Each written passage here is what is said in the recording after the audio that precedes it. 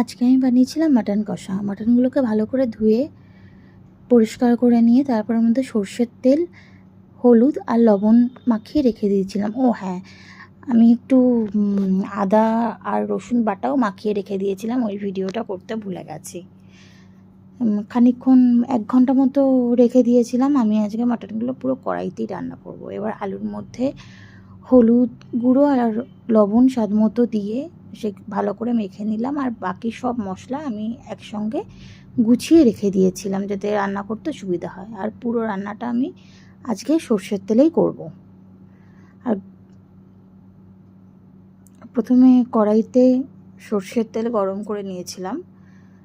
গরম করে নিয়ে আগে আলুগুলোকে ভেজে নিয়েছিলাম লাল লাল করে। আমার মনে হয় আলুগুলো ভাজলে টেস্টটা একটু ভালো হয়, স্বাদটা একটু বেড়ে যায়।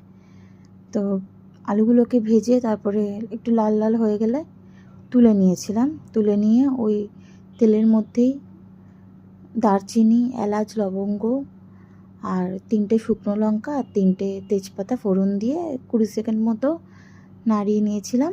নিয়ে এবার তার মধ্যে পেঁয়াজ কুচিগুলো দিয়ে দিলাম। পেঁয়াজটা একটু ভাজা হয়ে গেলে তার মধ্যে রসুনের কোয়াগুলো অ্যাড করেছিলাম। খেতে ভাল লাগে ওই জন্যই রসুনের কোয়া গোটা দিয়েছিলাম কয়েকটা, 8-10টা মতো।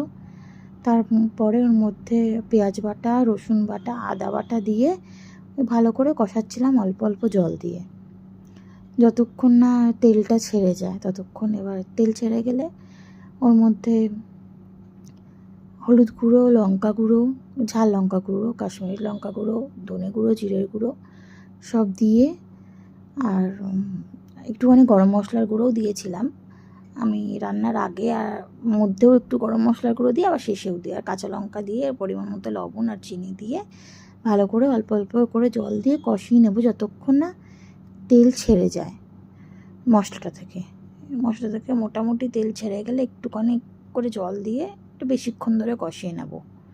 নিয়ে তার মধ্যে মেখে রাখা মাটনটা দিয়ে দেবো। মাটনটা দিয়ে ভালো করে নাড়িয়ে কষিয়ে নিতে থাকবো বেশ কিছুক্ষণ, একটু ভালোভাবে কষিয়ে নেব যাতে মশলাটা মাটনের গায়ে লেগে যায় আর ভালোভাবে মশলার মধ্যেও মাটনের গন্ধটা চলে আসে। তো বেশ কিছুক্ষণ কষিয়ে নেওয়ার পর ওর মধ্যে আমি আলুগুলো অ্যাড করে দেবো। অ্যাড করে দিয়ে তারপর ওটাকে একটুখানি জল দেবো, ওর মধ্যে জল দিয়ে ঢাকা চাপা দিয়ে রান্না করব। আমার মোটামুটি মটন সেদ্ধ হতে 35 মিনিট মতো লেগেছিলো, যেহেতু কড়াইতে করেছিলাম আর অল্প মাটন তো একটু সময় বেশি লেগেছিলো ওই জন্য। তো আমি বারবার ঢাকনা খুলে একটু করে নাড়িয়ে দিচ্ছিলাম যাতে তলায় মাটনটা লেগে না যায়।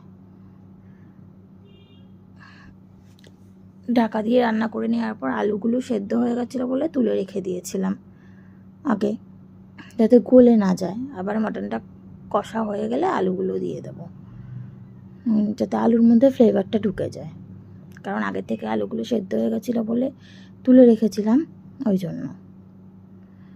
তো সবার লাস্টে নামানোর আগে দেখুন তেলটা মোটামুটি ছেড়েই এসছে মাটনটার থেকে। তো একদম শুকিয়ে নেব, একদম গামাখাই করবো, ঝোল আমি রাখবো না। তো এবার ঘি আর গরম মশলা দিয়ে দেবো সব শেষে, দিয়ে একটু ফ্লেমটা গ্যাসের বাড়িয়ে দিয়ে, পুরো সেদ্ধ হয়ে গেছে সেহেতু বাড়িয়ে দিয়ে এবার ঝোলটা পুরো শুকিয়ে একদম মাখা করে নেব, করে নামিয়ে নেব মাটনটাকে। ফাইনাল লুক এটাই এসেছিলো, পুরো তেল ছেড়ে দিয়েছে।